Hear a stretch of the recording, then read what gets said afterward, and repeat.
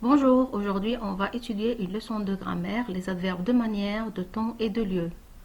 L'objectif de cette leçon, c'est de savoir reconnaître et utiliser ces adverbes-là dans des phrases. Alors on observe les exemples. Ici, toutes les boutiques sont fermées. Alors là, le mot ici, ça donne une information sur quoi? Il nous renseigne sur le lieu où se passe l'action. Alors pour le retrouver, on peut poser la question suivante. Toutes les boutiques sont-elles fermées où? Ou bien où toutes les boutiques sont-elles fermées? Et la réponse, ça sera ici. Ici, toutes les boutiques sont fermées. D'accord? Alors, est-ce qu'on peut le déplacer? Il est là en tête de la phrase. Je vais essayer de le mettre à la fin. Toutes les boutiques sont fermées ici. Oui, c'est correct, on peut le dire même à la fin. Est-ce que je peux l'enlever? On vérifie. Toutes les boutiques sont fermées. Oui, la phrase est toujours complète, elle a un sens, mais ça manque la précision sur le lieu de l'action. D'accord? Parce que ici, ça précise le lieu de l'action. D'accord? Bien, passons à la phrase 2. Demain, tous les gens vont se réunir. Alors, on va poser la question sur le mot demain. Quel type de renseignement donne-t-il? Il nous renseigne sur le moment de l'action. Pour le retrouver, on peut poser la question par le mot quand. Le mot interrogatif quand.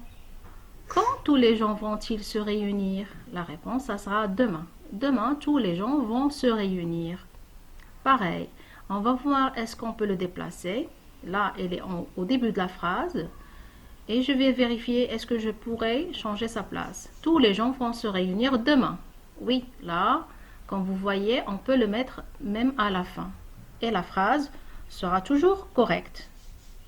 Est-ce que je peux l'enlever? Je vérifie. Tous les gens vont se réunir. Oui, la phrase est complète, elle a un sens, sauf que ça lui manque la précision sur le moment de l'action. C'est-à-dire quand est-ce que tous les gens vont se réunir? Bien. Alors on va passer à la phrase C. Cet élève lit bien le texte. Alors le mot bien, quel type de renseignement donne-t-il? Il nous renseigne sur la manière de l'action. Bien, la manière de la lecture dans ce cas. Comment cet élève lit-il le texte? D'accord? Donc l'élève lit bien le texte.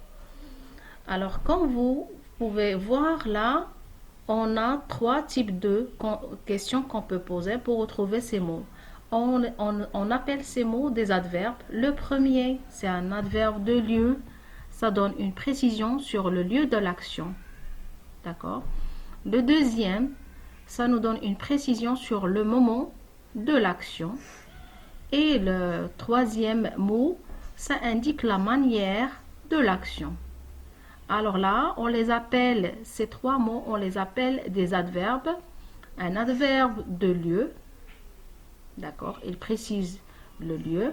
Deuxièmement, c'est un adverbe de temps, ça indique le moment de l'action.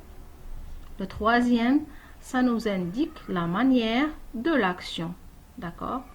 Et comme on a pu voir, on peut les déplacer, comme on peut les supprimer sans déranger le sens de la phrase.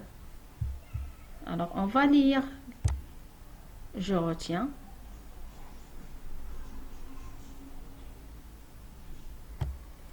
Alors, les adverbes sont des mots invariables, c'est-à-dire qu'ils ne s'accordent ni en genre ni en nombre, ils gardent la même écriture. Ils donnent des renseignements sur l'action du verbe. C'est pour cela qu'on les appelle adverbes, c'est-à-dire il y a des précisions sur le verbe, adverbe, ils donnent des précisions sur le verbe. On peut les ajouter, les supprimer et même les déplacer, généralement. D'accord? Les adverbes de lieu, j'ai cité comme exemple ici, là avec l'accent. Grave, là-bas, ailleurs, partout, dessus, dessous, dedans, dehors, près, loin, etc.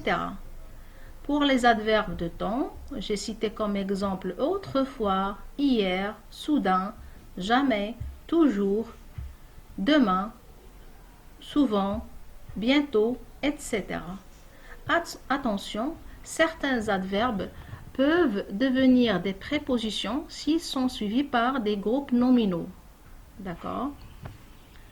Les adverbes de manière, exemple, vite, bien, rapidement, fortement, et généralement les adverbes qui se construisent avec le suffixe ment. Je vous remercie pour votre attention et à la prochaine leçon.